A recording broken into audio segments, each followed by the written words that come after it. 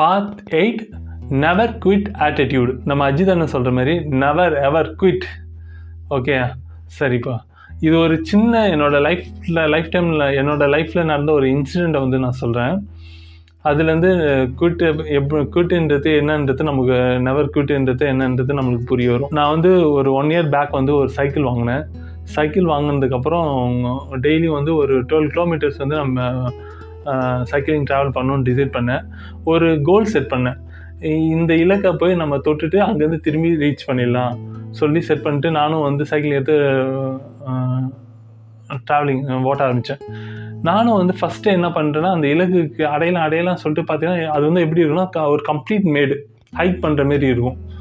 Okay subs வந்து hike பண்ணுற மாரி இருக்கும். நானும் கஷ்டப்பட்டு முயற்சிட்டு கிட்ட போயிட்டு சரி ஓகே செஞ்சு நாளைக்கு ரீச் பண்ணிக்கலாம், இன்றைக்கி திரும்பிக்கலாம் சொல்லிட்டு ஃபஸ்ட் டே வந்து ரீச் பண்ணவே இல்லை, திரும்பிட்டேன். செகண்ட் டே வந்து அதை விட எந்த இடத்துல நான் விட்டேன்னா அதை விட ஒரு 100 meters ரைஸ் பண்ணேன். அப்பயும் எனக்கு பார்க்கறதுக்கு அந்த இலக்கு வந்து ரொம்ப தூரத்தில் இருக்கிற மாதிரி தெரிஞ்சுது. சரி ஓகே இப்பயும் என்னால் அச்சீவ் பண்ண முடியல, நாளைக்கு அச்சீவ் பண்ணிக்கலாம் சொல்லிட்டு நானும் வந்து பார்த்தீங்கன்னா அப்படியே ஒரு 4 நாள் 5 நாள் ட்ராவல் பண்ணிட்டேன். 6வது நாள் என்ன பண்ணிட்டேன், என்னடா இது அந்த இலக்கை அடைய முடியாது போலவே, நம்ம இன்னைக்கு என்ன பண்ணோம், வண்டி எடுத்துன்னு போய் எவ்வளோ தூரம் இருக்குதுன்னு பார்த்துட்டு வந்துடலாம், அதுக்கேற்ற மாதிரி மைண்ட் செட் பண்ணி நம்ம அடுத்த நாள் வந்து சைக்கிள் மெதிக்க ஆரம்பிச்சிடலாம், இந்த மாதிரி பிளான் பண்ணி வண்டி எடுத்துன்னு போனால் கடைசியில் பார்த்தீங்கன்னா ஒரு 100 meters கூட இல்லைங்க. எந்த இடத்துல நான் விட்டேனோ அங்கேருந்து பார்த்தீங்கன்னா 100 meters கூட இல்லை. எனக்கு அப்படியே பலார்னு அரைஞ்ச மாரி அந்த சுச்சுவேஷன் ஆச்சு.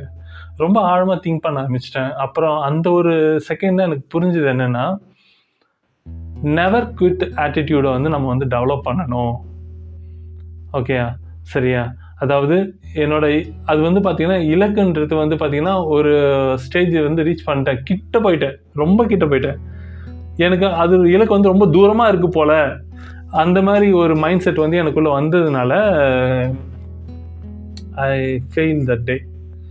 ஓகே சரியா. ஆனால் பட் அந்த லெசன் எனக்கு வந்து மிகப்பெரிய லெசன் வந்து எனக்கு கொடுத்தது. அது என்னன்னு கேட்டிங்கன்னா, இதுக்கப்புறம் நம்ம எதாவது செட் பண்ணி அச்சீவ் பண்ணணும்னு நினச்சோன்னா அது அச்சீவ் பண்ணுற வரைக்கும் நம்ம அதை விடக்கூடாது. ஓகே ஸோ இந்த ஆட்டிடியூட் வந்து நமக்குள்ளே இருக்கும். ஏன்னா நிறைய போராட்டம் வருங்க ஒரு இலக்கை அடையிறதுக்கு. அந்த போராட்டம் எல்லாத்தையும் நம்ம வந்து கடந்து போனால் மட்டும்தான் சக்ஸஸ்ன்ற ஒரு விஷயத்தை நம்மளுக்குள்ளே அச்சீவ் பண்ண முடியும்.